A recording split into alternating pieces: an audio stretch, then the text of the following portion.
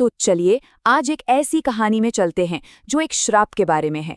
एक ऐसा श्राप जिसने पूरी दुनिया को ही दो हिस्सों में बांट दिया था। जरा सोचकर देखिए, दो गांव हैं तो एक दूसरे के बिल्कुल बगल में, लेकिन उनकी दुनिया एकदम अलग है। एक गांव है जहां कभी रात नहीं होती, बस सूरज आग उगलता रहता है। और दूसरा गांव जहां हमेशा घुप अंधेरा छाया रहता है। और इन दोनों के बीच है एक अनदेखी दीवार जो उन्हें एक दूसरे से जुदा करती है। तो सवाल ये उठता है कि आखिर ऐसा कौन सा श्राप हो सकता है जो एक दुनिया को इस तरह दो टुकड़ों में तोड़ दे।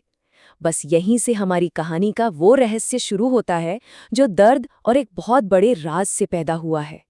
तो चलिए अब आगे बढ़ते हैं और देखते हैं कि इस अजीबोगरीब बंटवारे का वहां रहने वाले लोगों की जिंदगी पर क्या असर पड़ रहा था।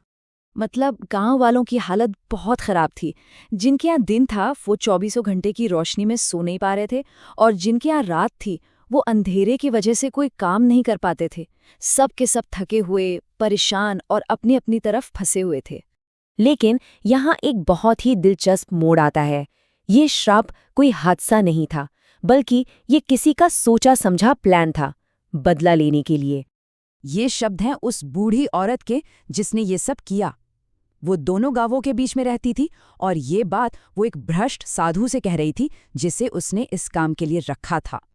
और इसके पीछे की वजह बहुत ही दुखद है। ये एक ऐसी माँ की कहानी है जिसका दिल टूट चुका था। कुछ समय पहले उसका बेटा बहुत बीमार था। उसने दोनों गांवों से बहुत मदद मांगी, लेकिन किसी ने उसकी नहीं सुनी, और नतीजा उसका बेटा अकेले ही मर गया। बस उसी दुख ने उसे बदले की आग में झोंक दिया।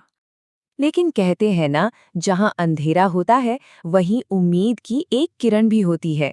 और यहाँ वो किरण था एक छोटा सा बच्चा रिशान, जो कि गांव के ही एक आदमी कैलाश का बेटा था। इत्तेफाक से उस बूढ़ी औरत और साधु की बातें सुन लेता है और उसे इस भयानक साजिश का पता चल जाता है। रिशान जाकर सब कुछ अपने पिता को बताता है।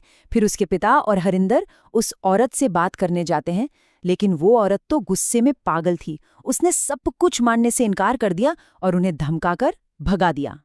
जब बड़े कुछ नहीं कर पाए तो छोटे से रिशान ने हिम्मत दिखाई और कहा कि चिंता मत करो, मैं सब कुछ ठीक कर दूंगा।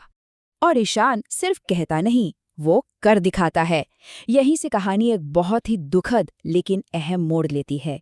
वो हिम्मत करके चुपके से उस साधु के पास जाता है और उसका वो कमंडल, हाँ वही कमंडल जिसमें वो जादुई पानी था, वो छीन लेता है। और इससे पहले कि वो साधु कुछ समझ पाता, रिशान उस पानी से श्राप को तोड़ देता है। और देखते ही देखते सब कुछ बदल जाता है।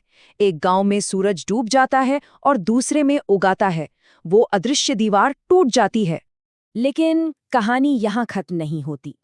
अपनी सारी मेहनत पर पानी फिरता देख वो साधु गुस्से में रिशान को पकड़ लेता है। आज़ादी तो मिल गई, पर उसकी कीमत बहुत बड़ी थी। अपने प्लान को नाकाम होते देख और अपनी सच्चाई छिपाने के लिए उस दुष्ट साधु ने रिशान की जान ले ली और उसकी लाश को दोनों गांवों के बीच फेंक दिया। रिशान की कुर्बानी ने गांवों को तो बचा लिया, लेकिन उसकी मौत ने गांव वालों को आईना दिखा दिया, उन्हें अपने अंदर के अंधेरे से रूबरू करा दिया। एक तरफ जहां वो औरत और साधु और भी भयानक मंसूबे बना रहे थे, वहीं दूसरी तरफ रिशान के पिता के साथ पूरा गांव अब जाग चुका था। उन्होंने तय कर लिया था कि अब और चुप नहीं बैठेंगे। और फिर गांव वालों ने इंसाफ अपने हाथों में ले लिया। सबसे पहले उन्होंने उस औरत के घर को आग के हवाले कर दिया, और फिर सब ने मिलकर उस पाखंडी साधु का सामना किया और उसे भी सजा दी। तो आखिर इस पूरी कहानी से हम क्या सीख सकते हैं? देखिए, यहाँ कई बातें हैं जो हमें सोचने पर मजबूर करती हैं। ये कहानी बताती है कि किसी की अनदेखी करना कितना खतरनाक हो सकता है, और अगर दुख को संभाला ना जाए तो वो कैसे बदले की आग बन जाता है। और आखिर में दोनों गांव एक हो गए। उन्होंने कसम खाई कि वो रिशान की कुर्बानी को बेकार नहीं जाने देंगे और हमेशा एक दूसरे का साथ देंगे, ताकि फिर कभी किसी को अकेले दुख न झेलना पड़े।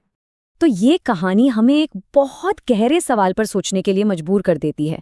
एक समाज होने के नाते अपने सबसे कमजोर लोगों के प्रति हमारी असली जिम्मेदारी क्या है?